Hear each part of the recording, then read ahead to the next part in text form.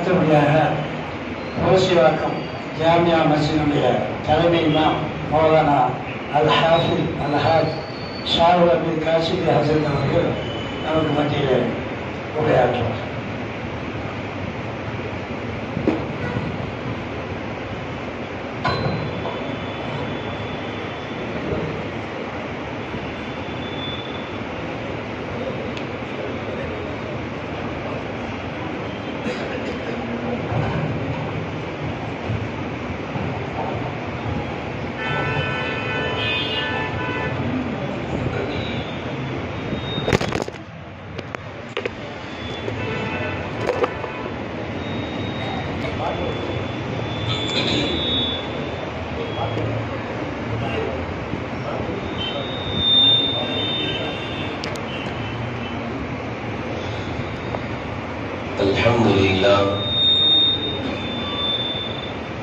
الحمد لله رب العالمين والصلاة والسلام على سيدنا محمد وآله وصحبه أجمعين. أما بعد فقد قال الله تبارك وتعالى في القرآن الكريم: والأنعام خلقها لكم فيها دفء ومنافع ومنها تأكلون. صدق الله العلي العظيم. السلام عليكم ورحمة الله وبركاته.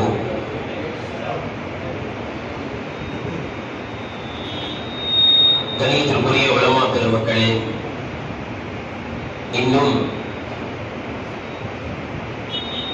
இறைச்சி வியாபாரிகள் இன்னும் அந்த இறைச்சியை சுவையாக சமைத்து ஒரு தலை சிறந்த உலகம் போற்றக்கூடிய பிரியாணியாக ஆக்கி தரக்கூடிய வியாபாரிகள் எல்லாம் இங்கு குழுமி இருக்கின்ற ஒரு நல்ல ஒரு சபை. கணியத்திற்குரியவர்களே, அல்லாஹ் தஆலா தங்களுக்கு எவ்வளவு பெரிய ஒரு அந்தஸ்தை அல்லாஹ் வழங்கி இருக்கின்றான் என்றால், நீங்கள் உங்களுடைய திருக்கரத்தால் அறுத்தால்தான் அந்த ஆட்டிறைச்சியாக இருக்கட்டும் மாட்டிறைச்சியாக இருக்கட்டும் அது சுவை மிக்கதாக மாறுகிறது என்று நாம் கூறவில்லை. மாற்றுமத சகோதரர்கள் எல்லாம் சொல்றாங்க, வாய்க்கடலை கறி வாங்கினாதான் நல்லா இருக்கும் சொல்றாங்களா இல்லையா? அதே போன்று நீங்கள் உங்களுடைய கரத்தால் ஆக்கக்கூடிய பிரியாணி, உலகத்தில் அவர்கள் எங்கு சென்றாலும் அந்த சுவையான பிரியாணியை சாப்பிட முடியாது. கணியத்திற்குரியவர்களே, அது அல்லாஹ் தஆலா நமக்கு வழங்கி இருக்கக்கூடிய ஈமானுடைய வெளிப்பாடு. ஆட்டை கிடத்தி பிஸ்மில்லாஹி அல்லாஹு அக்பர் என்று அல்லாஹ் பெரியவன், அந்த அல்லாஹ்வின் திருப்பெயரால் அறுக்கிறேன் என்ற அந்த ஈமானுடைய வார்த்தைக்கு அல்லாஹ் வைத்திருக்கக்கூடிய ஒரு பவர் தான் அது சுவையாக மாறுகிறது. அந்த இறைச்சியில் சுவை, அந்த பிரியாணியில் சுவை. உங்களுக்கு தெரியுமா, பிரியாணியை சாப்பிட்டு முஸ்லீமாக ஆனவர்கள் கூட இருக்கிறார்கள். ஒன்னும் பெரிய இஸ்லாத்துடைய விளக்கம் எல்லாம் அவங்க படிக்கல. ஒருத்தர் ஒரு தடவை பிரியாணி சாப்பிட்டார், அவர் முஸ்லீமாக ஆகிவிட்டார். காரணம் கேட்கப்பட்டது, ஏன் நீங்க முஸ்லீம் ஆனீங்க? ஒருத்தர் காலம் கேட்டாங்க, ஏன் முஸ்லீம் ஆனீங்க? சந்தூக் பெட்டியை பாரு முஸ்லீம் ஆனாங்க. எந்த பெட்டி? ஜனாசத்துக்கு போற சந்தூக் பெட்டி. அப்ப அவர் சொன்னாரு, சமத்துவத்தை போதிக்கிறது. தனித்தனி சந்தூக் பெட்டி இல்ல. இந்த ஊர்ல எவ்வளவு பணக்கார மூத்த பண்ணுவோம் அதுதான், ஒரு ஏழை மூத்த பண்ணுவோம் அதுதான். அதனால நான் முஸ்லீம் ஆயிட்டேன். இவர் சொல்றாரு, பிரியாணியை சாப்பிட்டு முஸ்லீம் ஆயிட்டேன். என்னப்பா அப்படின்னா, நாங்களும் எவ்வளவு பிரியாணி சாப்பிடுறோம், சமைக்கிறோம். ஆனா முஸ்லீம்கள் செய்யக்கூடிய அந்த பிரியாணியில் இருக்கக்கூடிய டேஸ்ட் வேற எங்கேயுமே இல்லை. அவர்கள் ஆக்கக்கூடிய பிரியாணி எவ்வளவு டேஸ்டா இருக்குன்னா, அவர்கள் இருக்கக்கூடிய மார்க்கம் எவ்வளவு டேஸ்டா இருக்கும்.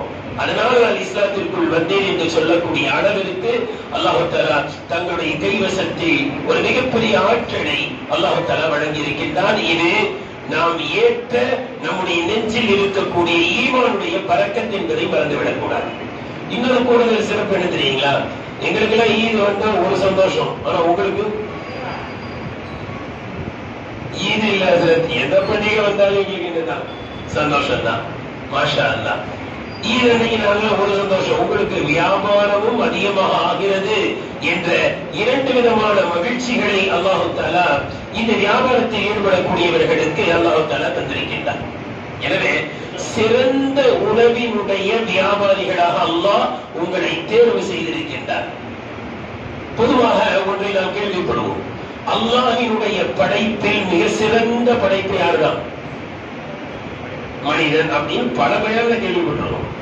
கொஞ்சம் சிந்திக்கணும், மனிதனுக்கு அடுத்தபடியாக உலகத்தில் சிறந்தது எது? மனிதன் தான் அல்லாஹ்வினுடைய படைப்புகளிலேயே மனிதன் தான் மிக சிறந்தவன் என்பது எந்த சந்தேகமும் இல்லை. சரி விட்டுருவோம், மனுஷனை விட்டுருவோம்.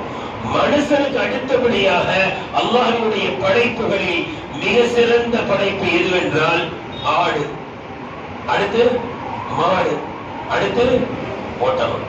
அப்படிப்பட்ட ஒரு சிறந்த பிராணிகளை விற்கக்கூடிய, சமைக்கக்கூடிய ஒரு மிகப்பெரிய ஒரு வாய்ப்பை அல்லாஹ் தஆலா உங்களுக்கு வழங்கியிருக்கின்றான் என்பதை நினைத்து நீங்கள் பெருமிதம் கொள்ள வேண்டிய ஒரு கட்டத்தில் அல்லாஹ் உங்களை வைத்திருக்கின்றான். அல்லாஹ் தஆலா தன்னுடைய திருமறையில் சொல்கின்றான், வலன்ஆம خلقها لكم. கால்நடைகள், ஆடு, மாடு, ஒட்டகங்கள், இதையெல்லாம் உங்களுக்காக அல்லாஹ் படைத்தான். லக்கும் ஃபீஹா திஃபுன். அவற்றிலே உங்களுக்கு தகதகப்பான, அதாவது குளிரை தாங்கக்கூடிய அந்த கம்பளி ஆடைகளை அல்லாஹ் வைத்திருக்கின்றான். அடுத்து சொல்கின்றான், இன்னும் பல்வேறு பிரயோஜனங்கள். அதாவது ஆடு மாடை வளர்க்கக்கூடியவர்கள் அதை விட்டு பணமாக பார்க்கிறார்கள், அல்லாஹ் மிகப்பெரிய பரக்கத்தை வைத்திருக்கிறான் என்று சொல்லிவிட்டு அல்லாஹ் சொல்கின்றான், அந்த கால்நடைகளில் இருந்துதான் நீங்கள் சாப்பிடுகிறீர்கள். நீங்க சிந்திக்க வேண்டிய ஒரு செய்தி என்ன தெரியுங்களா? கால்நடைகளில் இருந்துதான் சாப்பிடுகிறீர்கள். அப்படின்னு அழுத்தி சொல்றோம். வேற எதெல்லாம் சாப்பிடலையா? வெறும் கறியாதான் சாப்பிட்டு இருக்குமா அப்படின்னு கேள்வி வருமா இல்லையா? மற்ற காய்கறிகள் வருவதற்கு கூட இந்த ஆடு மாடுகள் தான் உதவியாக இருக்கிறது. அதனுடைய உரத்தை போடுகிறோம், அல்லது மாடை வைத்துதான் ஏர் உழுந்து அதற்கு பிறகுதான் நெல், தானியங்கள், பழங்கள், காய்கறிகள் எல்லாம் வருகிறது. அந்த காய்கறிகள் வருவதற்கு கூட இந்த கால்நடைகள் தான் உறுதுணையாக இருக்கிறது. எனவேதான் விவசாயிகள் கண்டிப்பாக வச்சிருப்பாங்க, கொஞ்சம் ஆடு மாடு வச்சிருப்பாங்க. ஏன்? அந்த விவசாயத்திற்கு கூட இந்த கால்நடைகள் தான் உதவுகிறது. அது மட்டுமல்ல, இப்படி கூட ஷார்ட்டா சொல்லிட்டு போயிருவாங்க, என்னன்னா இந்த கால்நடைகள்லாம் காய்கறியை சாப்பிடுது, நாம எதை சாப்பிடுறோம்? ஆடு மாடு எல்லாம் எது சாப்பிடுது? காய்கறி சாப்பிடுறோம். நாம ஆடு மாடு சாப்பிட்டா எல்லாத்தையும் காய்கறியெல்லாம் சேர்த்து சாப்பிட்ட மாதிரி. அதனால எல்லாம் சொல்றோம், ஒரு மீன்தான் கொள்வோம். அந்த இறைச்சிகளைத்தான் நீங்கள் சாப்பிடுகிறீர்கள். அதை சாப்பிட்டாலே எல்லா சத்தும் வந்துடும். எல்லா விதமான ஊட்டச்சத்துகளையும் இறைச்சியில் அல்லாஹ் வைத்திருக்கின்றான். நிறையத்திற்குரியவர்களே, எனவேதான் அல்லாஹ்வின் தூதர் ஸல்லல்லாஹு அலைஹி வஸல்லம் அவர்கள் அழகாக சொன்னார்கள், அல் கனமு பரக்கா, ஆடு பரக்கத்தானது என்று சொன்னார்கள். இன்னொரு ஹதீஸ்ல வருது, தன்னுடைய சிறிய தந்தையின் மகள் உம்மு ஹானி ரலியல்லாஹு அன்ஹா அவர்களை பார்த்து சொன்னார்கள், இத்தஹதில் கனம் ஃபஇன்னஹா பரக்கத்துன். ஆடை நீங்கள் வளருங்கள், ஆடு வியாபாரம், இத்தஹது என்றால் எடுத்துக் கொள்ளுங்கள். ஆட்டு வியாபாரம் செய்யலாம், என்ன வேணாலும் நீங்க ஆட்டுல செய்யுங்க. அல்லாஹ் தஆலா அதில் பரக்கத்தை அல்லாஹ் வைத்திருக்கின்றான். ஆட்டில் இருக்கக்கூடிய, இந்த கால்நடைகளில் இருக்கக்கூடிய பரக்கத்தை எங்கும் பார்க்க முடியாது. இப்ராஹிம் அதஹம் ரஹ்மத்துல்லாஹி அலைஹி என்ற ஒரு மிகப்பெரிய ஒரு இறைநேசர் இருந்தார்கள். அவர்களிடத்தில் ஒரு இளைஞர், ஒரு வாலிபர் போய் கேட்டார், அதுல பரக்கத்துன்னு சொல்றாங்களே, அதை எங்கேயாவது கண் கூட பார்க்க முடியுமான்னு கேட்டார். பொதுவா பரக்கத்தை கண் கூட பார்க்க முடியுமா? பரக்கத்தை விளங்கலாம், அல்லாஹ் பரக்கத் செஞ்சிருக்கான் அப்படின்னு விளங்கலாமே தவிர என்ன செய்ய முடியாது, கண் கூட பார்த்து உணர முடியாது. ஆனா அவர் கேட்கிறாரு, பரக்கத் எல்லாரும் சொல்றாங்க, ஆனா அதை கண் கூட பார்த்து உணர முடியுமான்னு கேட்டார். அப்ப இப்ராஹிம் அதஹம் ரஹ்மத்துல்லாஹி சொன்னாங்க, தம்பி பரக்கத்தை கண் கூட உணரலாம். எப்படி உணரலாம் அப்படின்னா, அப்ப சொன்னாங்க அவங்க, ஆடுகளை நீ பார்த்து இருக்கிறாயா? பார்த்திருக்கேன். நாய்களை நீ பார்த்து இருக்கிறாயா அப்படின்னு கேட்டாங்க. இரண்டையும் பார்த்திருக்கிறேன். அப்ப கேட்டாங்க, நாய் எத்தனை குட்டி போடும் அப்படின்னு கேட்டாங்க. எத்தனை குட்டி போடும் ஒரு பிரசவத்துல? 6, 7. நம்ம கேட்டா பறக்கத்தான் போடுறது அப்படின்னு ஆனா அது பறக்கத்து இல்லை. 6-7 குட்டி போடும். அது ஆடு எத்தனை குட்டி போடும் கேட்டாங்க. ஆடு எத்தனை குட்டி போடும் சொல்லுங்க. நீங்க கட்ட சொல்லுங்க. 2 போடும். 1 தான் போடும். எப்பயாவது 2 போடும். எப்பயாவது என்ன செய்யும்? 3 போட்டு ஆச்சு. அதுக்கு மேல போட. அடுத்து கேட்டாங்க, குட்டி ரொம்ப கம்மியா போடுது, ஆடு குட்டி இது நாய் அதிகமா போடுது. அடுத்து கேட்டாங்க, எது அதிகமா அறுக்கப்படுதுன்னு கேட்டாங்க. எது அதிகமா அறுக்கப்படுது? ஞாயிற்றுக்கிழமை வந்துச்சுன்னா என்ன போட்டு தருவாங்க. எத்தனை ஆடு. புதன்கிழமை வந்துச்சுன்னா, ஈது வந்துச்சு, தீபாவளி வந்துச்சு, எல்லாம் சரமான என்ன செய்யமா இல்லையா? வெற்றமா இல்லையா? அதுக்கு கேட்டாங்க, குட்டி அதிகமா நாய் போடுது, ஆனா யாரும் அறுக்கிறது இல்ல. ஆடு குட்டி கம்மியா போடுது, நிறைய அறுக்கிறீங்க. அடுத்து கேட்டாங்க, ஆனாலும் மந்தை மந்தையாக நீங்க எதை பார்க்கிறாங்க கேட்டாங்க. மந்தை மந்தையாக பார்க்கிறோம். ஒரு தடவை பார்த்தோம், இந்த பக்ரீதுக்கு அல்லாஹ் அக்பர் ஹஜ்ஜிக்கு போற ஹாஜிகளுக்கு மினாவில் குர்பானி கொடுக்கிறதுக்கு கப்பல் நிறைய ஆடு, கப்பல் நிறைய ஆடு. எவ்வளவு ஆடு பார்க்கிற மந்தை மந்தை. ஆனா ஒரு தெருல 4 நாய் நின்று நிறைய நாய் அப்படின்னு ஒரு 4 நாய் நின்னா. ஆனால் மந்தை மந்தையாக நாய்களை பார்ப்பதில்லை, ஆடுகளை. அது குட்டி குறைவாக போடுகிறது, அது அழுத்தப்படுகிறது அதிகமாக. ஆனாலும் மந்தை மந்தைய ஆடுகளை பார்க்கிறோமே. இதோ நீ பார்த்துக்கொள், பரக்கத்தை பார்க்க வேண்டுமா? ஆடுகளிலே கண்கூடாக பரக்கத்தை பார் என்று சொன்னார்கள். ஆச்சரியை தாங்க முடியல அந்த வாலிபருக்கு. அப்ப கேட்டாங்க, இப்ராஹிம் அவர்களே, இந்த பரக்கத்து ஆடுகளுக்கு கிடைச்சிருச்சு, நாய்களுக்கு ஏன் கிடைக்கலன்னு கேட்டாங்க. கரெக்ட் தானே? கேட்க வேண்டிய கேள்வி தானே. நிறைய குட்டி போடு, பறக்கத்தை காணும். ஆடுகள்ல பறக்கத்தை எல்லாம் கொடுத்துட்டா, கண்கூட பார்க்கணும், பறக்கத்தா இருக்கு. இது என்ன காரணம்னு கேட்டாங்க. அவங்க சொன்ன பதில் தான் ரொம்ப முக்கியமானது. அவங்க என்ன பதில் சொல்றாங்க அப்படின்னா, ஆடுகளை நீ பாரு தம்பி, இஷா டைம் வந்துட்டா தொட்டில சுருண்டு படுத்து தூங்கிடும், ஆனா ஃபஜருக்கு கரெக்டா ஏந்துரும். நாய் இருக்க, அது என்ன செய்யும்? நைட்டு ஃபுல்லா குறைச்சிக்கிட்டே இருக்கும், தூங்க. சில நாய்கள் பாத்தீங்கன்னா 12 மணி வரைக்கும் படுக்கும், சில நாய்கள் 1 மணி வரைக்கும் செல்போன் நோட்டம். இது சில நாய்கள் 2 மணி வரைக்கும் கூட குறைச்சிட்டே இருக்கும். ஆனா கடைசியில எல்லா நாய்களும் 3 மணிக்கு சொல்ல மாட்டேங்க படுத்து சுருட்டு நல்லா தூங்கிடும். அந்த அல்லாஹ் பரக்கத்தை இறக்கிற அந்த ஃபஜர் நேரத்துல நாய்கள் தூங்கிக் கொண்டிருக்கிறது, ஆடுகள் விழித்துக் கொள்கிறது.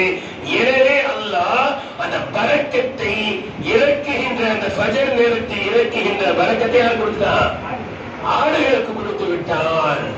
கணியத்துக்குரிய கசாயங்களே, அல்லாஹ் எவ்வளவு பெரிய பாக்கியம் உங்களுக்கு கொடுத்துருக்கான் தெரியுங்களா?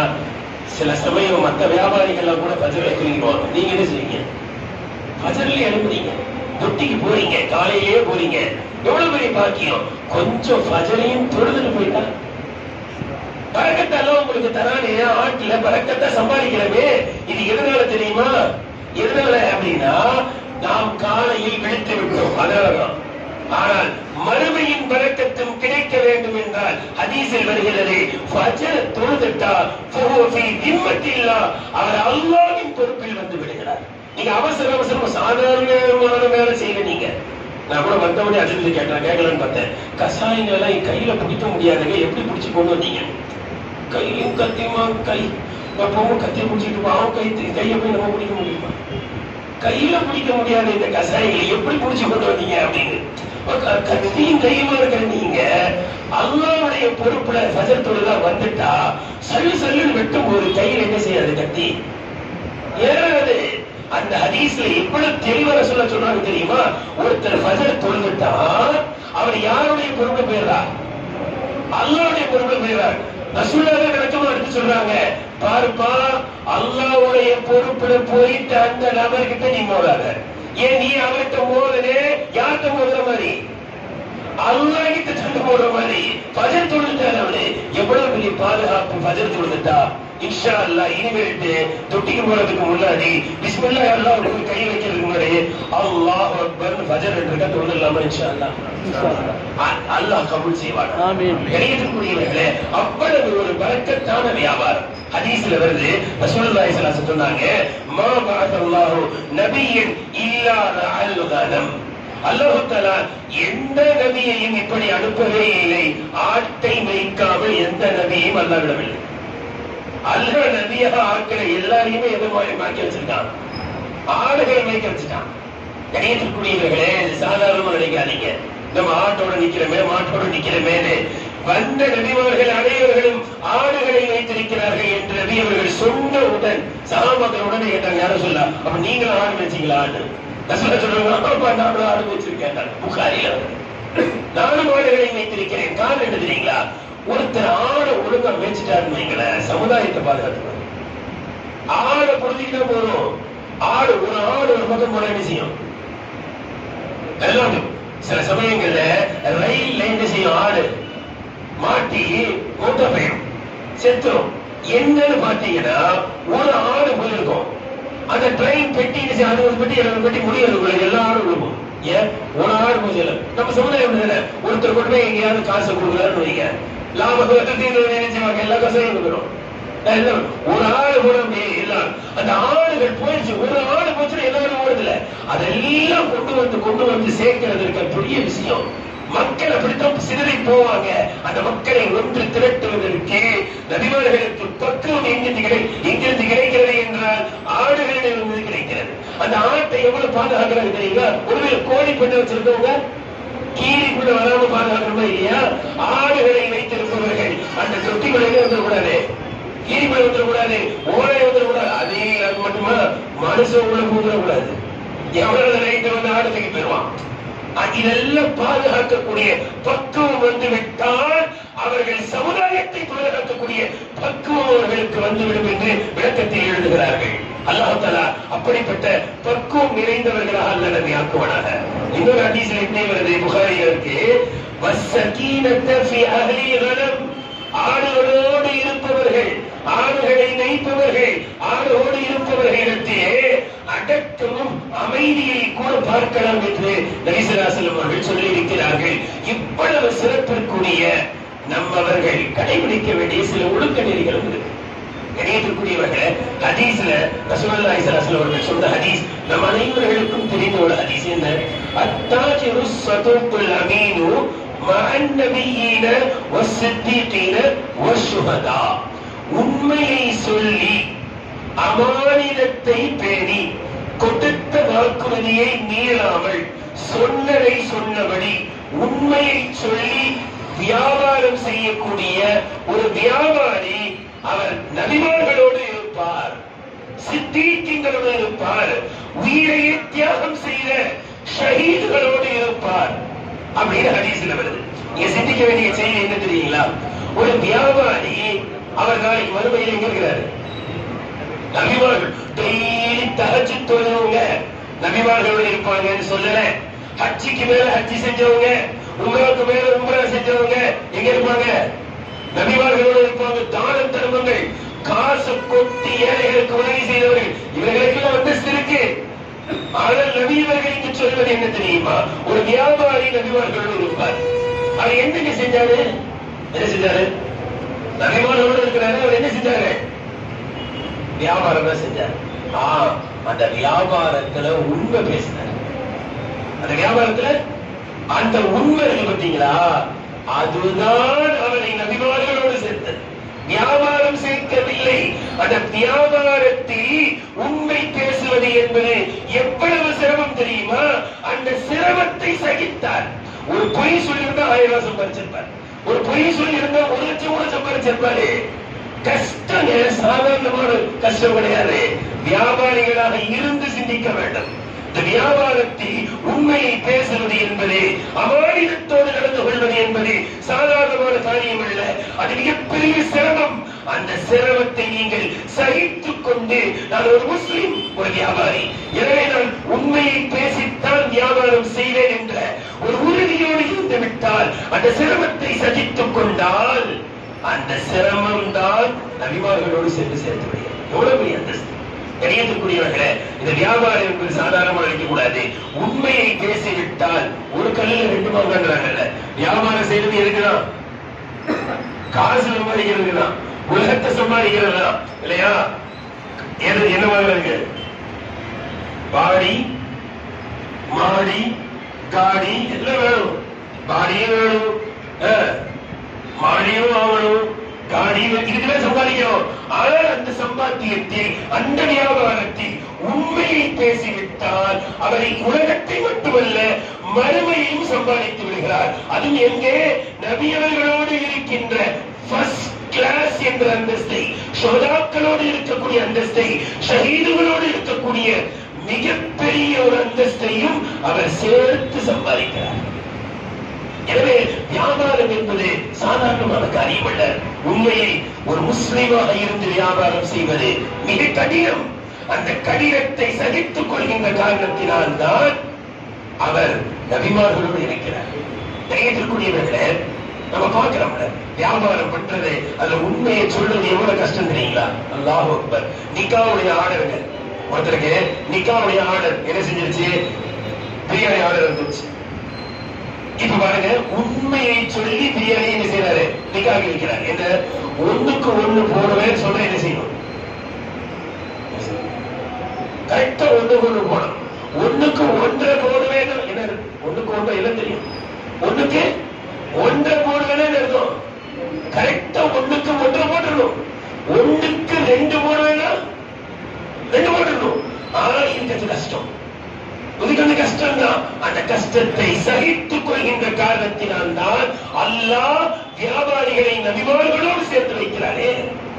அந்த நிக்காவுடைய பிரியாணி ஆர்டர்ல அந்த காசு, ஒரு கிலோ பிரியாணிக்கு இவ்வளவு பேசும்போது சொல்றாரு, பாமாயில் ஊத்திடக்கூடாது பாய், நெய் ஊத்தணும். ஒரு கிலோக்கு எவ்வளவு நெய் ஊத்துவீங்க? ஒரு அண்டால எவ்வளவு நெய் ஊத்துவீங்க? ஒரு பியூர் ரீஃபண்ட் ஆயில் நெய். பாமாயில் தொட மாட்டேன்னா தொடக்கூடாது. பாமாயில தொடாம பிரியாணி ஆக்கிறது, ஆர்டர் பிரியாணி ஆக்கிறது எவ்வளவு சிரமம் அல்லாஹ்வுக்கு தெரியும். எனவே நான் அந்த உண்மையை பேசி அந்த பிரியாணியை விற்ற அந்த சகோதரரை நபிமார்களோடு சேர்த்து அல்லாஹ் சேர்க்கிறார். அதே போல கரிய வியாபாரம் செய்யறவங்க, அல்லாஹ் அக்பர், இதே மாதிரி நிக்கா ஆர்டர் அவங்களுக்கு போகணும். அவர் வந்து கரெக்டா அட்வான்ஸ் எல்லாம் கொடுத்துட்டு சொல்றாரு, பிரியாணிக்கு எத்தனை கிலோ கறி வேணும்? 200 கிலோ கறி வேணும். எந்த ஆட்டை போட்டுறாதீங்க? பொட்ட ஆட்டை, பெட்டையாடு. பெட்டையாட போட்டுறாதீங்க. என்னதான் வேணும்? கடாக்கறி தான் வேணும். எவ்வளவு கிலோ? 800 ரூபாய். 820 ரூபாய் கூட வாங்கிக்கங்க. எதை போட்டுறாதீங்க? பெட்ட ஆட்டை போட்டுறாதீங்க அப்படின்னு அவர் சொல்லி ஒப்பந்தம் நடந்திருந்தால் என்ன பண்ணுவது? பெட்டாட்ட போடுறது. இந்த மாதிரி செய்வது என்பது உண்மையில் சிரமம் என்ற காரணத்தினால் தான் அவ்வளவு பெரிய அந்தஸ்து. இடையில இப்ப 200 கிலோ கறி போடும். எவ்வளவு இருக்கணும்? 201 வேணா இருக்கலாம், 202 கிலோ இருக்கலாமே தவிர 98 கிலோ இருக்கவே கூடாது. இப்படி உண்மையை பேசி ஒரு வியாபாரி வியாபாரம் செய்து விட்டால் அல்லாஹ் தஆலா அவரை நபிமார்களோடு எழுப்பி நிறுத்துவார் என்றால் எவ்வளவு பெரிய அந்தஸ்தை அல்லாஹ் தஆலா நமக்கு கொடுக்கின்றார். உண்மையில் உண்மையை பேசி வியாபாரம் செய்வது கஷ்டம் தான், இல்லை. ஒருத்தர் ஆட்டுக்கறிகளை வச்சிருக்காரு. அவரை ஆட்டுக்கறிதான் திடீர்னு செக்கிங் வந்துட்டான். செக்கிங் வந்து செக் பண்றாங்க. கடையில பார்த்தா நாய்கறியும் இருக்கு. ஒரு இடத்துல என்ன இருக்கு? கொஞ்சம் நாய்கறி இருக்கு. போலீஸ் பிடிச்சிட்டு போயிட்டாங்க. அந்த ஆய்வு செய்யக்கூடிய ஆராய்ச்சியாளர் கண்டுபிடிச்சாங்க நாய்கறி தான். கண்டுபிடிச்சு அவரை சிறையில கொஞ்ச நாள் 2-3 நாள் வச்சு எங்க கொண்டு போய் நிறுத்திட்டாங்க? கோர்ட்ல கொண்டு போய் நிப்பாட்டிட்டாங்க. ஜட்ஜி விசாரிக்கிறார், என்ன உன் கடையில இருந்து நாய்கறி எடுத்தாங்களாமே, இறைச்சாமே இருக்க உண்மையா? அவர் ரொம்ப உண்மையை பேச முடியாது. அவர் சொல்றாரு, நான் உண்மையே சொல்றேன் ஜட்ஜ் ஐயா, நான் ஒத்துக்கிறேன். என் கடையில என்ன இருந்துச்சு? என்ன இருந்துச்சு? நாய்கறி இருந்துச்சு. உனக்கு வெட்கமா இல்லையா? மனிதர்களுக்கு நாய்கறியை விட்டு விட்டாயே, உனக்கு வெட்கமாக இல்லையா அப்படின்னு கேட்டாரு. அப்பதான் அவர் சொன்னாரு, ஐயா நான் மனுஷங்களுக்கு நாய்கறியை வைக்கலையா? என்ன சொன்னாரா? நான் மனுஷங்களுக்கு நாய்கறியை வைக்கலையா? என்னடா சொல்ல, உன் கடையில நாய்கறி இருந்துச்சு உண்மைதான். அப்படியே மனுஷனுக்கு நாய்கறியை கொடுத்த, ஆனா நான் மனிதர்களுக்கு நாய்கறியை வைக்கவில்லை. இப்ப என்னடா செஞ்ச? சில நாய்களுக்கு தான் நாய்கறியை கொடுத்தேன். என்னடா சொல்ல, ஒரு அதிகாரி வருவான், 1/2 கிலோ கறியை வாங்குவான், காசு கொடுக்கணும் போவான். அடுத்து இன்னொரு அதிகாரி வருவான், இன்னொரு 3/4 கிலோ வருவான், காசு கொடுக்க போயிட்டே இருப்பான். கேட்டா கொடுக்க மாட்டான். அதை வரும்போது அந்த கறியை நோட்டி விட்டுருவேன். இது போன்று சில நாய்களுக்கு நாய்கறியை கொடுப்பேன், மனிதர்களுக்கு நாய்கறியை கொடுக்க மாட்டேன் என்று சொன்னார் என்றால் அவ்வளவு நியாயம் இருக்கிறது, அவ்வளவு சிரமம் இருக்கிறது. இல்லை என்றல்ல, அந்த இடத்திலும் நியாயம் நேர்மையை கடைபிடித்தவர்களுக்கு தான் மிகப்பெரிய அந்தஸ்தை அல்லாஹ் வைத்திருக்கிறார். நமக்கு ஒரு முஸ்லிம் என்ற அடிப்படையில் மற்றவர்கள் தவறு செய்யறாங்க. எவ்வளவு வரும், அதுல எங்களை மட்டும் பிடிச்சி உட்கார வச்சு நான் மற்றவங்களும் தப்பு செய்யலையா, மற்றவங்களும் ஆணையம் செய்யலையா அப்படின்னா நான் முஸ்லிம்கள் கண்ணியத்தை இந்த ஃபீல்டுல யாரும் வரல, வேற யாரும் இன்னும் வரல. இன்ஷால்லா ஒரு விஷயம் கடைசியில சொல்லுவேன், அல்லாஹ் நம்மள வச்சிருக்கான். எனவே உங்களை எல்லாம் அழைச்சி சொல்றோம். மத்தவங்க எப்படி வேணாலும் இருக்கட்டும், மத்த வியாபாரம் எப்படி வேணாலும் இருக்கட்டும். ஒரு சொல்ற எங்க மதரசாவுடைய காஷ்மீருடைய மூத்தவீம் சார் மஜீஸ் ஒரு சின்ன சின்ன சம்பவத்துக்கு ரொம்ப சுவாரஸ்யமா சொல்லுவாங்க. பாடத்துல சொன்னாங்க, ஒரு நாள் பஸ்ல உட்காந்து போய்கிட்டு இருந்தேன். பக்கத்துல ஒரு மனுஷன் தாடி தொப்பிலாம் பார்த்தோம் அன்பா கேட்டார், சார் நீங்க என்ன பண்றீங்க, எங்க இருக்கீங்கன்னு கேட்டாரு. நான் சொன்ன அரபி காலேஜ் ப்ரொஃபஸர் இருக்கீங்கன்னு சொல்றாங்க. சொன்னேன். இவ்வளவு நேரம் அவருக்கு கேட்ட விசாரிச்சா நம்ம ஒரு 4 வார்த்தை விசாரிக்கணும்ல, ஐயா நீங்க என்ன செய்யறீங்கன்னு கேட்டாங்க. அப்ப அவர் சொன்னாரா, டீத்தூள் வியாபாரம் செய்யறேன். என்ன வியாபாரம்? டீத்தூள். அப்ப அது கேட்டிருக்காங்க, டீத்தூளை எங்க கொள்முதல் பண்றீங்க? டீத்தூளை நம்ம ஆள் எங்க வாங்கிட்டு வரீங்கன்னு கேட்டாங்க சொல்லுவோம், ஆந்திரால இருந்து வாங்கிட்டு வந்து காஷ்மீர் ஆடுன்னு சொல்ல மாட்டோம். காஷ்மீர்ல இருந்து வாங்கிட்டு வந்தா காஷ்மீர் ஆடுன்னு சொல்லுவோம். ஆந்திரால இருந்து வாங்கிட்டு வந்தாரு ஆந்திரால இருந்து வாங்கிட்டு வந்த ஆடுன்னு சொல்லுவோம் இல்லையா? வெள்ளாட்டுக்கறிய வெள்ளாட்டுக்கறி தான் சொல்லுவோம். செம்மறியாட்டுக்கறிய செம்மறியாட்டுக்கறி தான் சொல்லுவோம் இன்ஷா அல்லாஹ். அப்ப டீத்தூளை எங்க வாங்கிட்டு வரீங்கன்னு கேட்டாங்க ராஜத்து. அவர் சொன்னாரா, டீ கடையில் தான். ராஜத்து சொல்றாங்க, எனக்கு ஒண்ணுமே புரியல. திரும்பி கேட்டேன், டீ தூள் தான் வியாபாரம் பண்றீங்க? டீ தூள் டீ கடைக்கு போய் என்ன செய்வாங்க, விற்பாங்க. நீங்க டீ கடையெல்லாம் வாங்குறேன்னு புரியல. அதே வடிச்சு கிடிச்சு அப்படி போடுவாங்க இல்ல சார், அதையே வாங்கிட்டு வந்து கலர் அடிச்சு திருப்பி என்ன செய்வேன், சப்ளை பண்ணிடுவேன். அதான் என்னுடைய வியாபாரம். இப்படி எல்லா இடத்தையும் நடக்குது. எல்லா இடத்துலயும் ஒருத்தர் என்ன பண்ணா, தேன் கலப்படமற்றது சொல்லிட்டே இருந்திருக்கான். தேன் கலப்படம் விட்டது, தேன் கலப்படம். அடடா, சுத்தமான தேன் கிடைக்கிற கஷ்டம் வாங்கி வச்சு மறுநாள் பார்த்தா என்ன இருக்கு, ஃபுல்லா சக்கரை அப்படி நிக்குது. மறுநாள் திரும்பி போயிடும், தேன் கலப்படம் விட்டது. புடிச்சு ஏடா தேன் கலப்படம் விட்டதுன்னு சொல்லிக்கிட்டு ஒரே சக்கரையா இருக்காங்க. ஆமா சார், தேன் கலப்படம் விட்டது, தேனை கலக்கவே இல்லை, வெறும் சக்கரை பாவம். இன்னும் இவ்வளவு அநியாயங்கள் நடந்து தான் இருக்கு. ஒன்றுல செருப்பு கடைக்கு பாருங்க, செருப்பு கடைக்கு போய் நம்ம பையனை கூட்டு போய் செருப்பு வாங்கலான்னு போனா அவனுக்கு 8ஆம் நம்பர் செருப்பு தான் கரெக்டா இருக்கும். 7ஆம் நம்பர் செருப்பு தான் இருக்கு, எது இருக்காது, 8 இருக்காது. 7ஆம் நம்பர் செருப்பு குடிச்சிட்டு டைட்டா இருக்கும். அவன் சொல்லுவான், டைட்டா இருக்கு தான். அவன் சொல்லுவாரு, போட செய்ய. சில சமயம் பார்த்தா 8ஆம் நம்பர் வாங்க வேண்டியது 8 இருக்காது, 7 இருக்காது, 9 தான் இருக்கும். அதை போட்டுட்டு அத்தா லூசா இருக்கு அப்படின்னா அவன் சொல்லுவாரு, வளர்ந்த பையன் தானே சரியா இருக்கும். இப்ப எல்லாரும் தானே சொல்றாங்க, எல்லாரும் தானே இப்ப எல்லாம் செய்யறாங்க. எல்லாரும் செய்யட்டும், யாராலும் இந்த வேலை செய்யட்டும், நாம் நேர்மையாக இன்ஷா அல்லாஹ் இருப்போம். நிறையத்துக்குரியவங்க அல்லாஹ் தஆலா நேர்மையோடு இருப்பவர்களுக்கு அல்லாஹ் பரக்கத்தை செய்யறான். நேர்மை தவறும் பொழுதுதான் அல்லாஹ் தஆலா பரக்கத்தை எடுக்கிறான். சஹாபாக்கள் எவ்வளவு நேர்மையா வந்திருக்காங்க. வாசிலத்தின் அஸ்தா என்ற சஹாபி, அவருடைய குடும்பத்தார்கள் ஒட்டகம் இது போன்ற கால்நடை வியாபாரிகள். அவரிடத்துல அபூ சிதா அப்படின்றவர் போய் ஒரு ஒட்டகத்தை வாங்கிட்டு வர. அந்த நேரத்துல வாசியா அவர்கள் வீட்டுல இல்ல. அவன் குடும்பத்தார்கள் எழுத்தாச்சு, ஒட்டகத்தை விட்டாங்க. அந்த ஒட்டகத்தை இழுத்து விட்டு போகும்போது யார் வந்துட்டா, வாசியார்கள் ஏன் வந்து நிப்பாட்டிட்டாங்க. அவங்களே சொல்றாங்க, நிப்பாட்டிட்டு ஒட்டகத்தை வாங்கிட்டீங்களான்னு கேட்டாங்க. அவன் வாங்கிட்டேன் அப்படின்னு கேட்டாங்க. எதுக்காக வேண்டி வாங்கினீங்க ஒட்டகத்தை? எதுக்கு வாங்கினீங்க? பயணம் செய்வதற்கா அல்லது லஹம் கறிக்கா அப்படின்னு கேட்டாங்க. நம்ம கூட சில சமயம் கேட்கணும், இப்ப ஆடு வாங்குறீங்களே சும்மா இருக்கிறது தான் அகீகாவுக்கா கேட்கணும். ஆடு வாங்குறீங்க சும்மாவா இல்ல குர்பானிக்கா? ஏன் அகீகா குர்பானிக்கா வெள்ளாடா இருந்தா 1 வயசா இருக்கணும். அவன் கேட்பாரு, தெரியல 1 வயசா? 1 வயசு ஆயிருந்தா தான் 1 வயசுன்னு சொல்லணும்.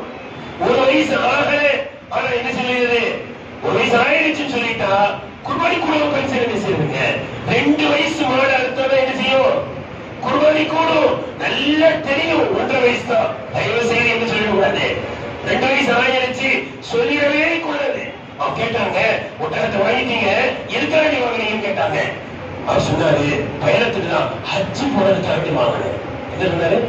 பயணத்துக்கு தான், ஹஜ்ஜுக்கு இதுல ஏறி போறேன். அப்படியா, வாங்கன்னு சொல்லி கொண்டு சொன்னார். அவர் சொன்னாரு, வாங்கினவர் சொன்னாரு, நல்ல ஒட்டகம் தான், கூட உடம்புக்கு பார்த்தா வாங்கினேன், ஏன் ரிட்டர்ன் கொடுக்க சொன்னீங்க, நல்லா இருக்கு அவர் சொல்றாரு. ஆனா வாத்தியாளர் சொல்றாங்க, இல்ல ரிட்டர்ன் கொடுங்க, உங்களுக்கு தெரியாது, இது காலுக்கு அடியில் ஒரு ஓட்டை இருக்கு. எங்களுக்கு ஓட்ட, காலுக்கு அடியில ஓட்டை. நீங்க ஹஜ்ஜிக்கு போறதுக்கு இந்த ஓட்டைகளை கறிக்கா எதிர்மையா இருக்குங்க. நேற்றுக்குரியவர்களே, இந்த நேர்மைதான் சஹாபாக்களை உயர்ந்த இடத்திற்கு கொண்டு சென்றது. நேர்மை தவறும் பொழுது அல்லாஹ் பரக்கத்தை எடுத்துடலாம். சஹாபாக்களுடைய வாழ்க்கையில் ஏற்பட்ட பரக்கத்திற்கு ஒரே காரணம் அவர்களுடைய நியாயம், நேர்மை. நேற்றுக்குரியவர்களே, நமக்கு இந்த நேர்மை தவறும் போது செய்த என்ன பண்ணுவானா, அதுலதான் பெரிய லாபம் மாதிரி போடுவான். கிடையவே கிடையாது, எடுத்துருவான். ஒருத்தர் ஒரு மளிகை கடைக்கு என்ன செய்யிருக்காரு, முருங்காய் எப்பவும் சப்ளை பண்ணுவார். முருங்காய் தோட்டங்கள்ல பதிச்சு என்ன செய்வாரு, மளிகை கடைக்கு சப்ளை பண்ணிட்டே இருக்கிறாரு. அந்த மளிகை கடைக்காரும் 2 கிலோ முருங்காய் தான், 1 கிலோ முருங்காய் தான், சில சமயம் 1 கிலோ தான், இப்படி வாங்கிட்டே இருக்காரு. இப்படி வாங்கும்போது சில சமயங்கள்ல முருங்காயை கொடுத்துட்டு அதே மளிகை கடையில இவருக்கு தேவையான சாமான பருப்பு அதை எதுவும் வாங்குவார். ஒரு நாள் என்ன பண்ணியிருக்காரு, 1 கிலோ தோரப்பருப்பு வாங்கியிருக்காரு. உண்மையிலே நடந்தது, பத்திரிகையில வந்துச்சு. வாங்கிட்டு போயிட்டு எடை போடுறாரு, பார்த்தா 3/4 கிலோ பருப்பு. தோரப்பருப்பு எவ்வளவு இருக்குங்க, ஏமாத்திருக்காரு அப்படின்னு பருப்பு தூக்கிட்டு வந்து கேட்கிறாரு, பருப்பு எவ்வளவு கொடுத்தீங்க? 3/4 கிலோ கொடுத்தீங்க. ஆமா, 1 கிலோ படி தேங்கவா கிடைக்கிற முழுக்கா கட்டு 1 கிலோ கூட அதெல்லாம் வச்சு எனக்கு போட்டேன்.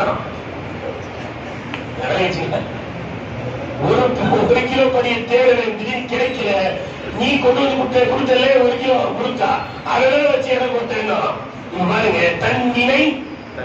தன்னை சுடும். இப்பதான் விளைவிச்சா நாம ஏமாத்துறது முழுக்காவதான். அந்த படியே நம்மளை எத்தனை பருப்பை ஏமாத்திட்டாங்க. இது ஏமாத்தலே, இவர் தன்னைத்தானே ஏமாற்றிக் கொண்டார். அல்லாஹ்வுத்தாலா இந்த உலகத்திலேயே பரக்கத்தை எடுத்துருவான். நாம ஒருத்தரை ஏமாத்தினா நம்மளை இன்னொருத்தரை ஏமாத்திடுவாங்க. கணியத்துக்குரியவர்களே, பல ஹதீஸ் கிரந்தங்கள் இருக்கக்கூடிய ஒரு அழகான ஒரு சுவாரஸ்யமான ஒரு நிகழ்ச்சி. ஒருத்தர் என்ன செய்வாராம், பெரிய லெவல்ல பிசினஸ் பண்ணிருப்பார் போல. கப்பல்ல போய்தான் என்ன செய்வாரு, பல ரசங்களை எடுத்துக் கொண்டு வருவார். பால் கூட சொல்றாங்க, ஹதீஸ்ல வருது. எடுத்துட்டு வந்து அந்த பல ரசத்தை அப்படியே விற்காம தண்ணி, எப்படி தண்ணி, சரிப்பாதி தண்ணியை ஊத்துறது. சரிப்பாதி தண்ணி, பால் எல்லாம் சில சொல்ல சரிப்பாதி ஊற்றுவான். 1 லிட்டர் கலந்தா 1 லிட்டர் தண்ணி. நம்ம என்ன செய்ய தேவையில்லை, டீ போடும்போது தண்ணி ஊற்ற தேவையே கிடையாது, அப்படியே அடுப்பு. அந்த மாதிரி சரிப்பாதி தண்ணியை ஊத்தி ஊத்திட்டு இருந்திருக்கிறார். நல்ல பெரிய வசதி கிடைச்சவராயிட்டாரு. தங்க நாணயங்களை எடுத்துக்கிட்டு என்ன செய்யறாரு, ஒரு நாள் கப்பல்ல வெளியூர் பயணம் போறார். குரங்கு சேர்ந்தனா இதுதான். இவருடைய அந்த தங்க நாணயங்கள் நிறைந்த பையை எடுத்துட்டு போயிடுச்சு. ஒரு குரங்கு எங்கிருந்து வச்சுட்டே தெரியல. கப்பலுக்குள்ளே நாம பாப்பா ரயில்வே ஸ்டேஷன் இப்போ கூட இந்த ரயில்வே ஸ்டேஷன்ல குரங்கு வச்சு இதுதான் வந்தேன், எதிர்ப்பு இப்படி இருக்கும். அதுக்கு நான் நீங்க என்ன பண்ணி கேட்டாங்க. அப்படி இங்க கடல்ல கப்பல்ல குரங்கு எப்படி வந்துச்சு, அல்லாஹ் கொண்டு வந்தான். அது என்ன பண்ணுச்சு, இவர் வச்சு இந்த தங்க நாளையை பயிற்சிட்டு போய் அந்த கொடிமரத்திலேயே உட்காந்துச்சு. உட்காந்து இவரு கெஞ்சாரு, இங்க போட்டுருவேன். அது என்ன தொடர்ந்து ஒரு தங்க நாளையத்தை கடல்ல, ஒரு தங்க நாளையத்தை கப்பல், ஒரு தங்க நாளையத்தை கடல்ல, ஒரு தங்க நாளையத்தை கடல், இப்படி போட்டு சரிப்பாதி எங்க கொட்டிருச்சு, கடல்ல கொட்டிட்டு சரிப்பாதியை தான் அவருக்கு கொடுத்தது. இது எதனால ஏற்பட்டுச்சு, சரிப்பாதி தண்ணி கலந்தாரா இல்லையா, முடிஞ்சிருக்கிறது. எனவே கண்ணியத்துக்குரியவர்களே, நாம் நேர்மையாக இருந்தால் நிச்சயமாக அல்லாஹ்வுடைய பரக்கத்தை பார்க்கலாம். நான் ஒரு வேண்டுகோளாக ஒரு இடத்துல ஒரு சின்ன விஷயத்தை கேட்கிறேன். என்ன அப்படின்னா, நம்ம கறிக்கடைக்கு பொதுவாக சில சமயங்கள்ல ஏழைகள் வருவாங்க. இந்த ஏழைங்க கறி எவ்வளவு தெரியுமா கேட்பாங்க, 1/4 கிலோ தாங்க, 1/2 கிலோ தாங்க, 1 கிலோ தாங்கன்னு கேட்க மாட்டாங்க, 100 ரூபாய்க்கு தாங்கன்னு கேட்பாங்க. அதுல குறிப்பாக 100 ரூபாய் கேட்கிறவங்க ஆண்கள் வர மாட்டாங்க, ஆண்கள் வைக்கப்படுவாங்க. அந்த வீட்டுல இருக்கக்கூடிய ஏழை பெண் வருவாங்க, அது கூட எடுத்து வந்திருப்பாங்க, வீட்டுல மெஹமான் வந்திருப்பாங்க, பாவம் அந்த 100 ரூபாய் வச்சுக்கிட்டு ஓரமா நிற்கும். அந்த மாதிரி பெண்களுக்கு தயவு செஞ்சு நல்ல கறி கொடுங்க. நாம என்ன நினைப்போம்னா 2 கிலோ வாங்குறவர் 3 கிலோ வாங்குறவர். ஏன் சொல்றேன் அப்படின்னா, ஒரு தடவை பக்ரீத் கறிய ஒரு வீட்டுக்கு கொடுத்தோம். ஒரு 6 மாசம் ஆயிடுச்சு. ஒரு குழந்தை கீழே விழுந்து நல்லா ஆயிடுச்சு. அவர் நேற்று வச்சாரு, என் குழந்தைக்கு ஷிஃபா கிடைச்சிருச்சு, என் குழந்தை நல்லபடி வந்துட்டா, நான் ஒரு ஆடு அறுத்து ஏழைகள் கொடுப்பேன். அந்த கறி 6 மாசம் கழிச்சு அதே வீட்டுக்கு என்ன செய்யறாரு, கொடுக்கிறாரு. அப்ப அந்த பெண்மணி அந்த கறியை வாங்கும்போது சொன்ன வார்த்தை என்ன தெரியுங்களா?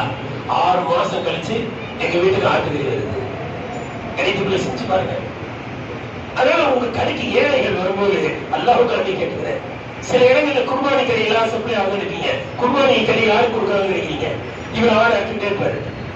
ஒருத்தர் குர்பானி கொடுத்தவரை கொண்டு வந்து இவர் அறுக்கும் போது நீட்டு வச்சிருப்பாரு, இவரை கொடுக்கணும், இவரை கொடுக்கணும், இவங்களுக்கு எல்லாம் கொடுக்கணும். கறியை கொண்டு வந்து கொடுப்பாரு. அவர் லிஸ்ட் எதுல இருக்காரு, அவர் பேரு லிஸ்ட் இவரு கொடுத்துட்டாரா, உடனே இவர் அறுத்து அவங்க அவர் இவருக்கு இவர் அவருக்கு அவர்கள் இப்படியே சப்ளை பண்ணிக்கிறாங்க.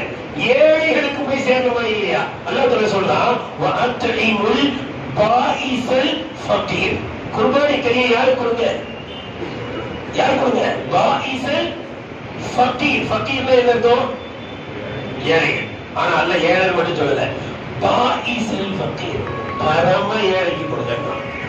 கறி வாங்க கூட காசு இல்லாத இத்தனை பேர் இன்னைக்கு வரைக்கும் இருக்கிறதா செய்யறாங்க. 6 மாசத்துக்கு ஒரு ஆட்டுக்கறியை பார்க்கிறவங்க இருக்கதானே செய்யறாங்க சமுதாயத்துல. தயவு செஞ்சு கேட்டு கெஞ்சி கேட்டுக்கிறேன், அந்த மாதிரி ஏழைகள் வரும்போது 100 ரூபாய் இல்ல 150 ரூபாய் கறி கொடுத்துருக்காங்க. ஆனா பெரும்பாலும் என்ன செய்யறாங்க அப்படின்னா, நல்ல 1 கிலோ 2 கிலோ 1 கிலோ திடீர்னு ஆடுவாங்க. அந்த பொருளை எதிர்பார்க்காது, நமக்கு தான் கொடுப்பாரு. திடீர்னு கணக்கு 100 ரூபாய்க்கு நோட்டிட்டே இருப்பாரு. திடீர்னு அந்த பொருளை அப்படியா நமக்கு வாய்ப்பு இல்ல, நல்ல கறியா அவங்களுக்கு கொடுங்க. அந்த ஏழைகள் என்ன செய்வாங்க, நம்ம பொதுவா கல்யாணத்துல பாக்குறாங்க, கறியை யார் கல்யாணம் வைப்பாங்க? கல்யாணத்துல பிரியாணி அள்ளி யாருக்கு வைப்பாங்க தெரியுமா? டெய்லி பிரியாணி தின்னுட்டே இருப்பான், அவனுக்கு கல்யாணம் வைக்க வேண்டியது. ஏழு பக்கத்துல இருப்பான், கவனிக்க மாட்டாங்க. அவன் திட்டு விட்டு கறி பீஸ் பெருசாச்சு, பெருசா கலந்துட்டானோ பெருசா கலந்துட்டானோ அவன் சொல்ற வார்த்தை யார் வரைக்கும் பாதிக்கும்? கல்யாண நேரத்துல கசாயம் வரைக்கும் பாதிக்கும். ஏழைகளுக்கு கொடுக்கணும். ஒரு செய்தி நினைவுக்கு வருகிறது சொல்கிறேன். அல்லாஹ் தஆலா ஆதம் அலைஹிஸ்ஸலாத்தை படைச்சான், ஹவ்வா அலைஹிஸ்ஸலாத்தை 2வது படைச்சான். படைச்சிட்டு சொன்னா, உஸ்குன் அன்த வஸௌஜுகல் ஜன்னா, ஆதமே உன்னை மனைவியோடு சேர்ந்து சொர்க்கத்தில் தங்குங்கள். தங்குங்கள் யாரை பார்த்து சொல்றான்? ஆதம் அலைஹிஸ்ஸலாத்தை பார்த்து மட்டும்தான் சொல்ல, யாரை பார்த்து சொல்லல, யாரை பார்த்து சொல்லல, ஹவ்வா அலைஹிஸ்ஸலாத்தை பார்த்து சொல்லல. காரணம் என்ன தெரியுங்களா? தங்குமிடம் ஒன்றுதான். ஆதம் எங்கு தங்க வேண்டுமோ, கணவன் எங்கு தங்குகிறானோ அங்குத்தான் மனைவி தங்க வேண்டும். தங்குமிடம் வேற இல்லை. உஸ்குன், ஆதமே நீர் தங்கு, மனைவியோடு முடிச்சு. ஆனா அடுத்து சொல்றான், ஒக்குலா மின்ஹா, 2 பேரும் தாராளமா சாப்பிட வேண்டாம். என்ன சொல்ற? சொல்ல மாட்டீங்களே, சாப்பிடுங்க, சொர்க்கத்துல என்ன வேணுமானாலும் சாப்பிடுங்க அப்படின்னு சொல்லும்போது என்ன செய்யலாம்? ஏன் தெரியுங்களா? சாப்பாடு விஷயத்துல கவனிக்கும் போது பாகுபாடு பார்க்க கூடாது, எல்லாரையுமே கவனிக்கணும். ஏழை பணக்காரன் பாகுபாடு பார்க்காதீங்க, ஆண் பெண்ணு பார்க்காதீங்க, சாப்பிடுங்க எல்லாரையுமே சொல்லுங்க. தயவு செய்து ஏழைகள் வந்தால் அவர்களை கவனிங்கள். அல்லாஹ் அவர்களுடைய துஆவை நமக்கு பரக்கத்தை கொடுத்துருவான். கணியத்திற்குரியவர்களே, அதே போன்று இன்னொரு மிக முக்கியமான செய்தி என்ன தெரியுங்களா? தொழுகையை எப்பவுமே விட்டாதீங்க. ஹதீஸ்ல வருது, ஒரு அல்லாஹ் ரொம்ப சந்தோஷமா, ரொம்ப சந்தோஷம், ரொம்ப மகிழ்ச்சி மட்டுமல்ல, அல்லாஹ்க்கு ஆச்சரியமா இருக்கான். எப்ப தெரியுமா? ஒரு ஆட்டு இடையன் மலை உச்சியில் இருந்து, ஆட்டு இடையன் ஆடுகளை மேய்க்கும் பொழுது மலை உச்சியில் இருக்கிறான், யாரும் அவனை பார்க்கல. அந்த இடத்துல வச்சு அல்லாஹ் அக்பர் பாங்கு சொல்லி தொழுவதை பார்த்து அல்லாஹ் மகிழ்ச்சி அடைகிறான். இந்த இறையச்சம் வர வேண்டும். எங்கே இருந்தாலும் சரி, எந்த இடத்தில் இருந்தாலும் சரி, ஆடு அறுத்துட்டு லோகர் தொழுகைக்கு போகணும். அப்படியே நிக்குது, கொஞ்சம் பாதி ஆடு நிக்குது, தொழுகையா இல்லையா? தொழுகை முதலில் அல்லாஹ் அக்பர், அல்லாஹ் எப்படியவன் என்று சொல்லிவிட்டால், சென்று விட்டால் அல்லாஹ் மகிழ்ச்சி அடைகிறான். கணியத்திற்குரியவர்களே, இந்த இறையச்சம் வேண்டும். நமக்கு ஒரு நிகழ்ச்சி தெரியும், அதற்கு உமர் ரலியல்லாஹு எங்க மருமகளை தேர்வு செஞ்சாங்க? பால் விற்கிற மாடு வளர்த்து, ஒட்டகம் வளர்த்து, பால் கலந்து விற்கக்கூடிய குடும்பத்துல என்ன செஞ்சாங்க? பெண் எடுத்தாங்க. சமூகம் தெரியுமா இல்லையா? என்ன செஞ்சாங்க? அம்மா சும்மா டெஸ்ட் பண்ணுவாங்க, என்ன சொல்லுதுன்னு டெஸ்ட் பண்றதுக்கு. கம்மியா இருக்குப்பா, என்ன செய்யலாம், கொஞ்சம் கலந்து வேணாமா. அல்லாஹ் என்ன செய்ய, உமரில் ஆட்சி என்ன சொல்றாங்க, ஃபர்ஸ்ட் உமரில் ஆட்சி, பாலில் தண்ணி கலக்க கூடாது சொல்லிருக்காங்க. அந்த அம்மா சொல்றாங்க உமர் பார்த்துட்டா இருக்காரு. அப்ப அந்த பெண்மணி மகள் சொல்லிச்சு, உமர் பார்க்காவிட்டாலும் யார் பார்க்கிறா? அல்லாஹ். இதே மாதிரி இன்னொரு சம்பவம் இருக்கு. ஒரு ஆட்டு இடையன் காடு வெளியே போய் ஆடுகள் வச்சுக்கிட்டு உமரில் போறாங்க. அந்த வழியா, தம்பி ஒரு ஆடு எனக்கு கொடுத்து விற்கிற அப்படின்னு.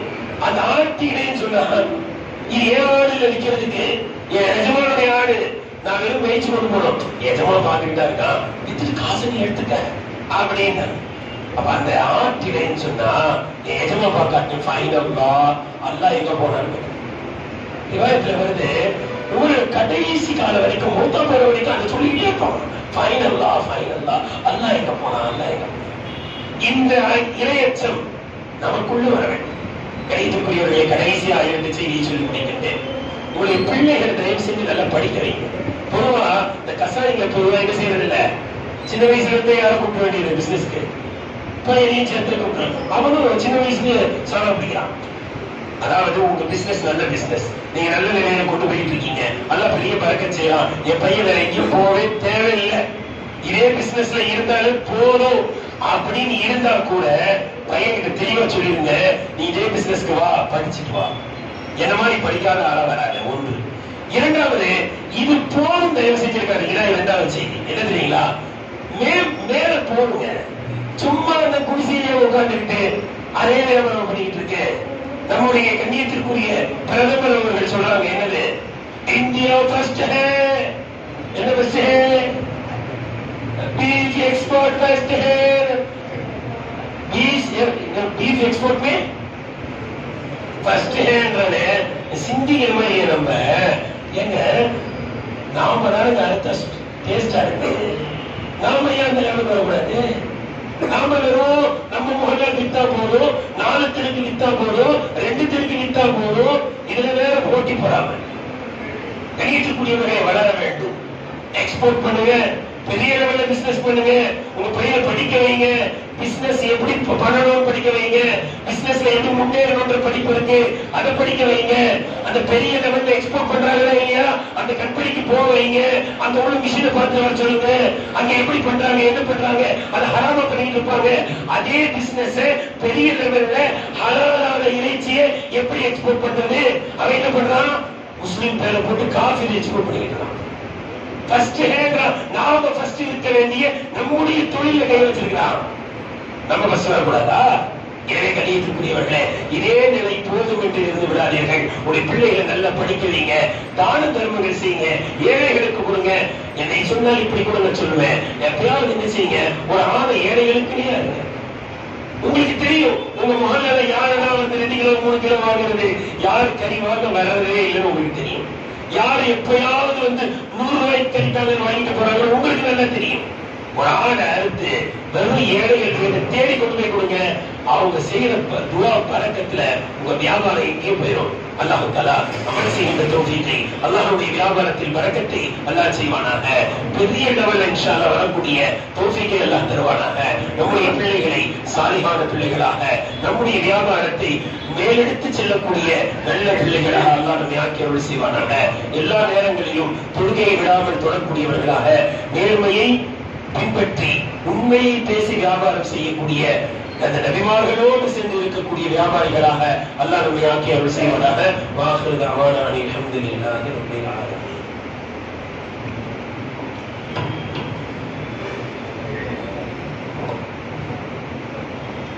அல்ஹம்துலில்லாஹ். உண்மையிலேயே மிகச் சிறந்த சிறப்பான ஆழமான கருத்துக்களை இங்கே நமக்கு ஹஜ்ரத் அவர்கள் தந்திருக்கிறார்கள். நாங்கள் ஓதக்கூடிய காலங்களில் ஹஜ்ரத் எங்களுக்கு மூத்த செட்டு, நாங்கள் ஒரு 3வது முறை ஓதணும்னு சொன்னால் அவங்க ஒரு 6வது முறை ஓதி இருப்பாங்க. ஓதக்கூடிய காலங்களில் நம்ம பார்ப்போம், சில பேர் வந்து அப்பொழுதே தெரியும்னு சொல்லுவாங்கல்ல, அது மாதிரியான நபர்கள் தான் இங்கே இருக்கிறவங்க அத்தனை பேருமே. அப்துல்லா மக்கியா சத்தா இருக்கட்டும், ஃபாரூக் காஷ்மியா சத்தா இருக்கட்டும், அந்த மாதிரி ஷாவுல் காஷ்மியா சத்தா இருக்கட்டும், நம்ம பாஷா மௌனா இருக்கு, பாஷா காஷ்மியா இருக்கட்டும், ஓதக்கூடிய காலங்களிலே இவங்கெல்லாம் ரொம்ப திறமையானவங்க. அந்த திறமை அல்லாஹ் தஆலா இன்றைக்கு மக்களுக்கு பயன்படக்கூடிய வகையில பல ரீதியில இன்ஷா அல்லாஹ் அவர்கள் மூலமாக அல்லாஹ் தஆலா வேலை வாங்கி கொண்டிருக்கிறார். சிறப்பான ஒரு சிறப்புரையாற்றிய ஹஸரத் அவர்களுக்கு அல்லாஹ் தஆலா நீண்ட ஆயுளையும் நிறைவான ரிஸ்கையும் நிறைவான பரக்கத்தையும் தருவானாக. முஃப்தி ஹஸரத் அவர்கள் இன்ஷா அல்லாஹ் நீங்கள் கேட்கக்கூடிய அந்த கேள்விகளுக்கெல்லாம் இன்ஷா அல்லாஹ் பதில் தர தயாராக இருக்கிறார்கள். கேள்விகளை கொஞ்சம் அங்க உள்ள வந்துருங்க. அங்க கடைசியில் அங்க வெளியெல்லாம் உட்காந்துருக்க மாதிரி கொஞ்சம் தள்ளுங்க, கொஞ்சம் தள்ளுங்க, கொஞ்சம் தள்ளி கொஞ்சம் உள்ள